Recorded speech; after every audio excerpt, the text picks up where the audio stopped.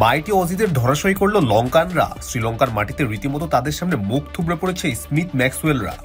2 ম্যাচের ওয়ানডে সিরিজে ক্যাঙ্গারুদের ধবল ধরাই করলো হাসারাঙ্গারা। 2 ম্যাচে লঙ্কানরা বেশ দাপটের সাথে জয় ছিনিয়ে এনেছে। অথচ এবার আসন্ন চ্যাম্পিয়ন্স ট্রফিতে নেই শ্রীলঙ্কা। মূলত 2023 ওয়ানডে বিশ্বকাপে বাংলাদেশের কাছে হেরে চ্যাম্পিয়ন্স ট্রফির স্বপ্ন শেষ হয়ে যায় শ্রীলঙ্কার। শুক্রবার 14 ফেব্রুয়ারি শ্রীলঙ্কা দ্বিতীয় ওয়ানডেতে বোর্ডে 281 রান তুলে জবাবে লঙ্কানদের বোলিং তোপে অস্ট্রেলিয়া 107 রানেই গুটিয়ে যায়। 174 রানের জয়টি রানের হিসাবে অস্ট্রেলিয়ার বিপক্ষে শ্রীলঙ্কার সবচাইতে বড় জয়ই বলা চলে। এর আগে প্রথম ওয়ানডেতে 214 রান করে অস্ট্রেলিয়ার বিপক্ষে 49 রানে জিতেছিল তারা। চ্যাম্পিয়ন্স ট্রফি শুরু হবার আগে অস্ট্রেলিয়া ছিল হট ফেভারিট। তবে দিন যত এগুতে থাকে ততই ফিকে হতে থাকে অজিদের চ্যাম্পিয়ন হওয়ার স্বপ্ন। কেননা ইনজুরি ও ব্যক্তিগত কারণে অস্ট্রেলিয়ার তারকা খেলোয়াড়রা দল থেকে সরে যেতে শুরু করে।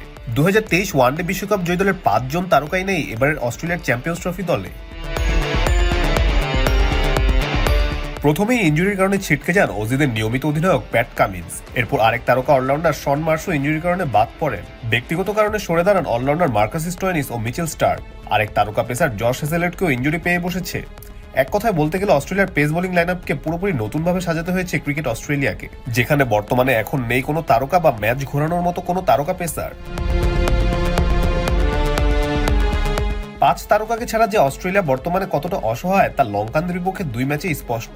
নয়া কাপ্তান স্টিভেন স্মিথকে আসন্ন চ্যাম্পিয়ন্স ট্রফিতে কঠিন চ্যালেঞ্জের মুখোমুখি হতে হবে তার বলার অপেক্ষা রাখে না। অজিদের মূল ভরসা এখন ব্যাটিংয়ে, তবে লঙ্কানদের বিপক্ষে ব্যাটারদের অফ ফর্মও অস্ট্রেলিয়ার টিম ম্যানেজমেন্টকে নিশ্চিত করে চিন্তায় ফেলে দিয়েছে।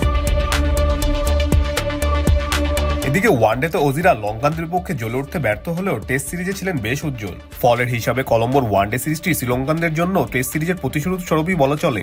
গলে 2 ম্যাচের টেস্ট সিরিজে অস্ট্রেলিয়া 2-0 ব্যবধানে জিতেছিল। অজিরা ওয়ানডেতে যেমন পাত্তা পায়নি তেমনই শ্রীলঙ্কাও টেস্টে পাত্তা পায়নি। প্রথম ম্যাচটি ইনিংস ব্যবধানে ও দ্বিতীয় ম্যাচটি 242 রানের ব্যবধানে জিতেছিল অস্ট্রেলিয়া।